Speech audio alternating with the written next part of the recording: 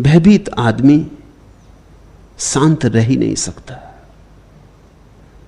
उसके भीतर ही कंपन जारी है, वो रुष्ट होने को तत्पर है, वो छोटी छोटी बातों से दुखी होता है, बड़ी क्षुद्र बातों से दुखी होता है।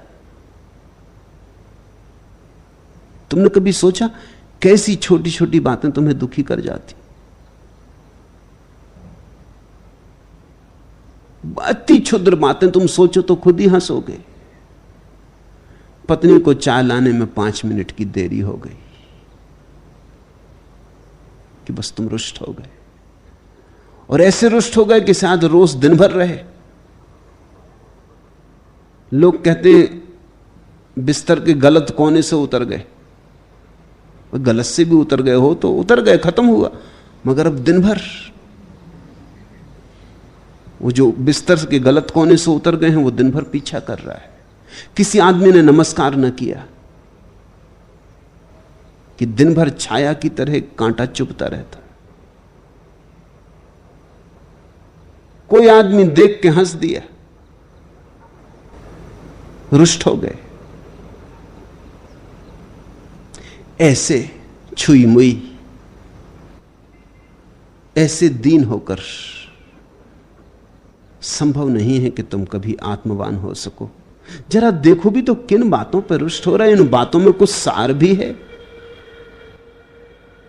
अगर तुम गौर से देखोगे तो 100 में से 99 तो तुम असार पाओगे जिनमें रुष्ट होने का कोई कारण नहीं, और एक जो तुम सार की पाओगे उसके साथ तुम पाओगे कि अगर तुम रुष्ट हो जाओ तो बिगड़ जाएगी बात।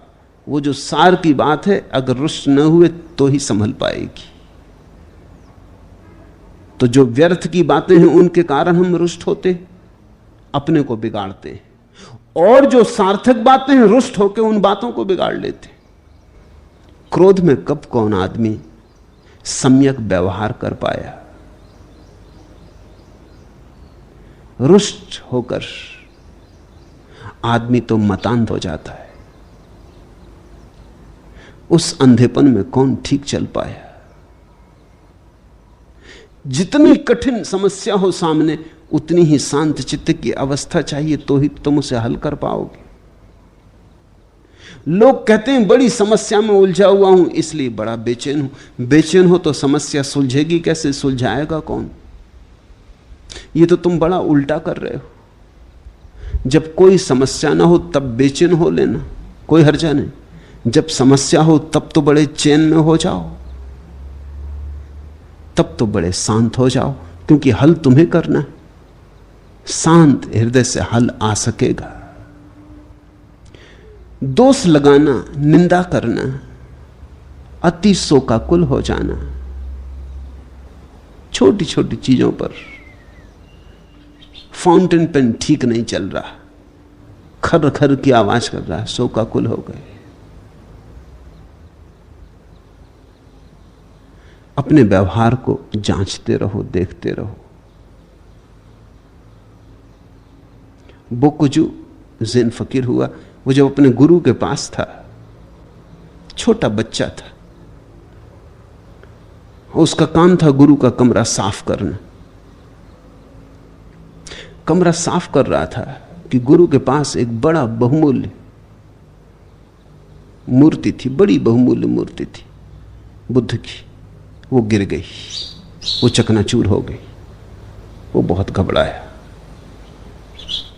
गुरु को उस मूर्ति से बड़ा लगाव है। वो रोज 2 फूल उस मूर्ति के चरणों में चढ़ा जाते, और सदियों पुरानी मूर्ति है। गुरु के पास थी और गुरु के पास थी, और पीढ़ी दर पीढ़ी वसीयत की तरह मिली है। ये क्या हो गया? वो घबरा ही रहा था कि तभी गुरु कमरे में आ गया। तो उसने मूर्ति अपने दोनों हाथों के पीछे छिपा ली, और उसने गुरु से कहा एक बात पूछनी, जब कोई आदमी मरता है तो क्यों मरता है? तो उसके गुरु ने कहा उसका समय आ गया। तो उसने कहा कि आपकी मूर्ति का समय आ गया।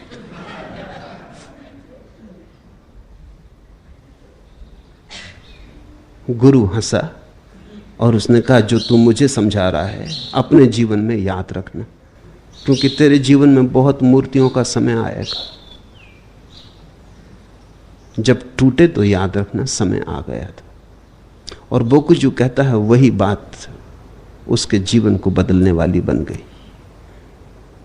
जो चीज टूट गई उसने सोचा समय आ गया था, जो साथी छूट गए उसने सोचा समय आ गया था, जो परिजन चल बसे उसने सोचा समय आ गया था, कोई नाराज हो गया तो उसने समझा समय आ गया था।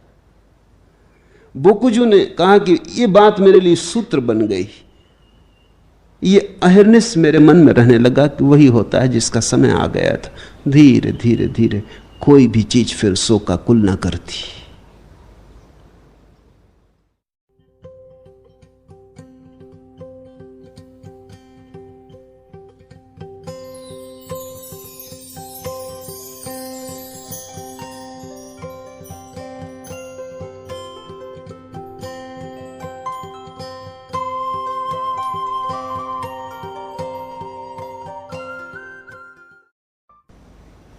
भयभीत आदमी शांत रह ही नहीं सकता,